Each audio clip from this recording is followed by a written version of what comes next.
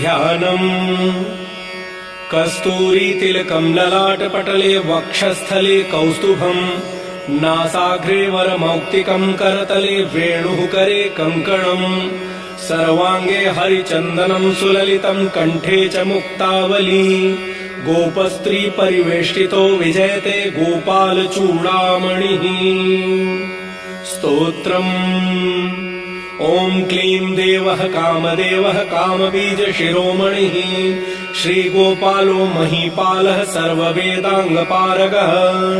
धरणीपालको धन्यः पुण्डरीकः सनातनः गोपतिर्भूपतिः शास्ता प्रहर्ता विश्वतोमुखः आदिकर्ता महाकर्ता महाकालः प्रतापवान् जगज्जीवो जगद्धाता जगद्भर्ता जगद्वसुः मत्स्यो भीमः कुहू भर्ता हर्ता वाराहमूर्तिमान्